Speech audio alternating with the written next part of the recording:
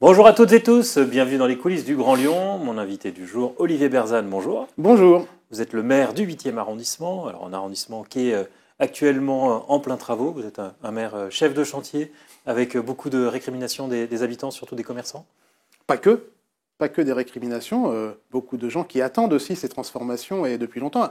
Elles étaient connues et annoncées, elles faisaient partie du programme sur lequel on s'est engagé et pour lesquels les habitants nous ont donné leur confiance. Donc très clairement, oui, il y a des chantiers en cours, qu'ils concernent à la fois des sujets pilotés par la métropole, majoritairement, ou par la ville, qui sont plutôt le côté équipement public, îlot Kennedy, école, piscine, et ainsi de suite, qui sont aussi voilà, il y a l'îlot Kennedy où se construit notamment voilà. Une piscine, les ateliers de la Maison de la Danse. Les ateliers de la Maison de la Danse, et puis l'avenue des Frères Lumière, qui là est assez paralysée, notamment en termes d'accès en automobile.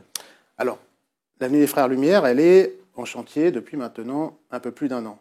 Il faut redire les choses clairement. La première année de travaux qui vient de s'écouler, elle a été liée à la réfection des réseaux. Chacun est content le matin d'avoir de l'eau, d'ouvrir le robinet, d'avoir de l'électricité, du gaz, du réseau, de pouvoir se connecter, mais aussi que tout se passe bien quand on prend sa douche et que les eaux usées s'évacuent. Il y avait besoin notamment de refaire aussi le collecteur des eaux usées, qui n'avait pas été refait jusqu'à présent, sur une partie de l'avenue où il était très endommagé.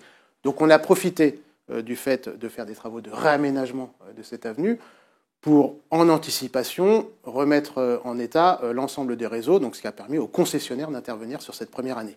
Et on est rentré depuis le début de cette année dans la phase opérationnelle d'aménagement de la voirie cette fois-ci. Qu'est-ce qui explique que ce soit aussi tendu avec les commerçants qui... Je sais que les écologistes, vous êtes très attachés à la concertation et qui vous accusent justement de défaut de concertation. Ils disent que les projets qui ont été présentés pendant la concertation ne correspondent pas avec ce qui va être fait au final, avec notamment une piétonisation complète et partielle de l'avenue des Frères Lumière.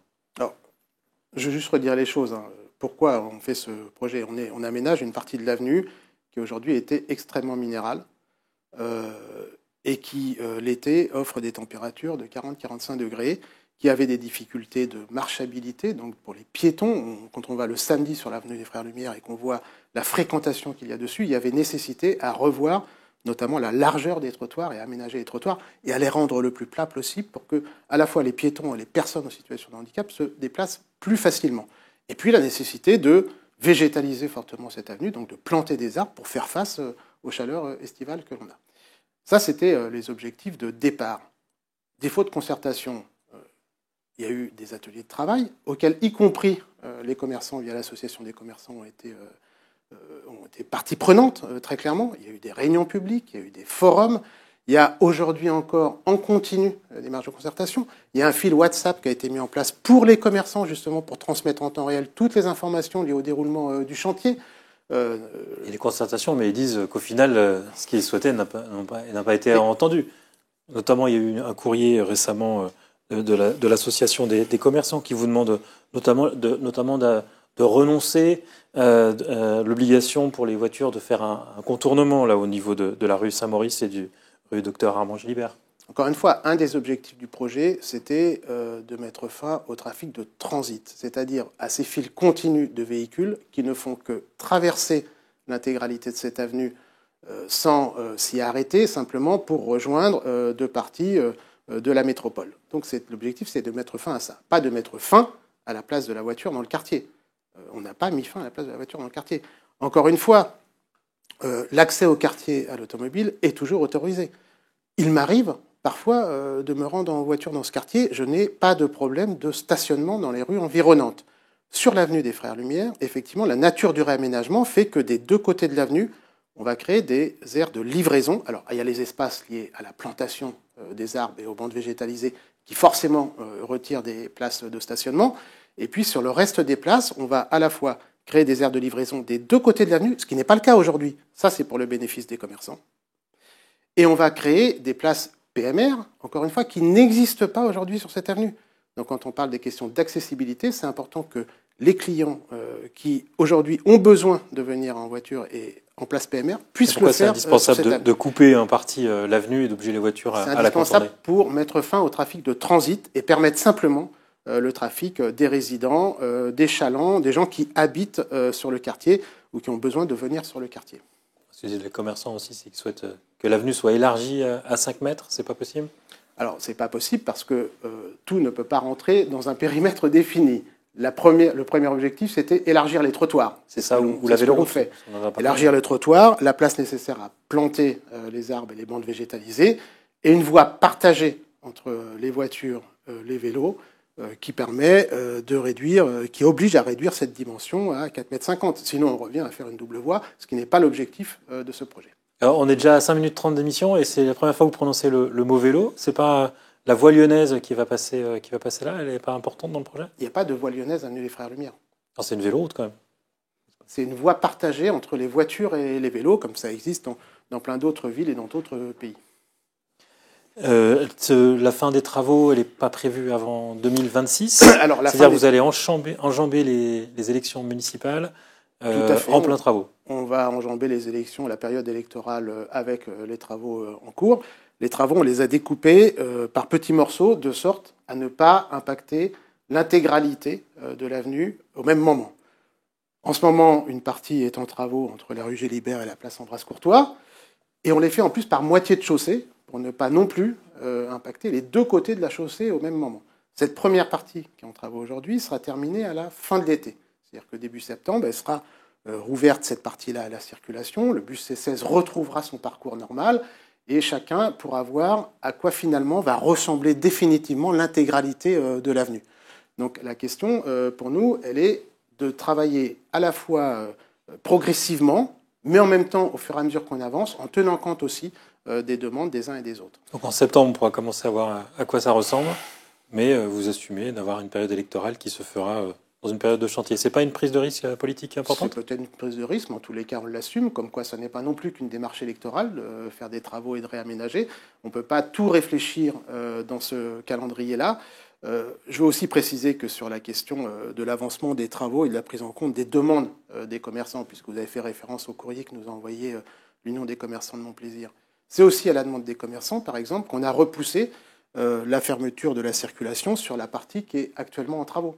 Ils nous ont demandé très clairement de laisser passer la période de Pâques avant de fermer l'avenue des Frères Lumière à la circulation. On a entendu cette demande et on a reporté la fermeture après la période de Pâques. Elle vient d'être fermée simplement cette semaine. Donc vous voyez, la question du dialogue et de l'écoute, elle est bien là et on la prend en compte. Un mot sur le marché sauvage qu'il y avait aux États-Unis, qui date de 7-8 ans. On en parle depuis le début de votre mandat. Il a pris une grande ampleur. Vous y avez mis fin. La ville s'en félicite depuis 15 jours. Pourquoi ça a été si long? Pourquoi ne pas l'avoir fait dès votre arrivée? Alors, on a travaillé sur ce marché sauvage dès notre arrivée. Dès notre arrivée. Ce marché sauvage, il s'est implanté en 2016 sur le quartier, donc bien avant qu'on soit élu. Quand je suis arrivé maire de l'arrondissement, il était déjà en place. Et là, vous avez mobilisé plus de 60 agents, saisi de tonnes de matériel. Dès le début, on a vous auriez pu faire ça il y a 2-3 ans déjà. Dès le début, on a mobilisé des forces de police municipales sur différentes opérations. On avait réussi quasiment à y mettre fin sur une première période, puis c'est réimplanté. Donc on a modifié notre manière d'agir au fur et à mesure. On a travaillé beaucoup à sécuriser le bon déroulement du marché légal, c'est-à-dire les samedis matins, mardi matin et jeudi matin, parce que c'est la ville qui organise ce marché. Et on a demandé, avec insistance d'ailleurs, le concours des forces de police nationale pour mettre fin au marché illégal qui avait pris une ampleur démesurée et sur lequel se déroulaient des choses absolument anormales qui nous ont conduit d'ailleurs à saisir le procureur de la République au titre de l'article 40. On a beaucoup entendu l'année dernière, effectivement, demander plus de moyens de l'État. Voilà. Au final, c'est surtout la police municipale qui est intervenue. Il y a donc Pourquoi vous auriez pu le faire l'année dernière? Il y a donc eu des opérations de police nationale auxquelles on s'est associé d'ailleurs pour travailler sur les aspects illégaux. Donc la police nationale a entamé son travail, a fait son travail et conjointement, on a du coup pu déclencher une opération massive de police municipale, mais avec la police nationale qui était aux côtés aussi, le service des douanes qui est intervenu, le Citral qui est intervenu avec des contrôles ETCL dans les bus et ainsi de suite, puis les services de la métropole pour le nettoyage et ainsi de suite, et les services de la fourrière pour retirer les véhicules. Voilà, donc on a coordonné une action massive pour mettre fin à ce marché sauvage. Vous êtes serein, il ne reviendra pas? Je suis heureux, comme me le disent les habitants du quartier quand ils me rencontrent sur le quartier, d'avoir mis fin, qu'on ait réussi à mettre fin à ce marché. Pour autant, on reste vigilant, parce qu'on voit chaque jour de marché quelques personnes qui tentent toujours, dans les rues environnantes, d'essayer de réimplanter un petit business. Mais la police municipale veille et les chasse systématiquement. Juste un mot pour finir sur cette émission. On est à moins d'un an maintenant des élections municipales. Comment vous les abordez? Vous souhaitez vous représenter? Alors, je suis pour le moment chef de file de mon arrondissement. Nous sommes dans une démarche de préparation d'une période électorale. Donc on va voir comment les choses vont avancer dans le temps. Mais en tous les cas, je vais mettre toute mon énergie à ce que la ville reste à la majorité actuelle et puis qu'on puisse transformer l'essai et prolonger et continuer les projets mis en place, comme celui que vous avez évoqué, l'avenue des Frères Lumière. J'espère bien l'inaugurer à la fin de 2026. Donc, et vous-même, vous vous plaisez dans le rôle de maire d'arrondissement, vous avez envie de rester maire d'arrondissement après la prochaine municipale? C'est une tâche astreignante mais passionnante. Que vous souhaitez conserver donc? De fait.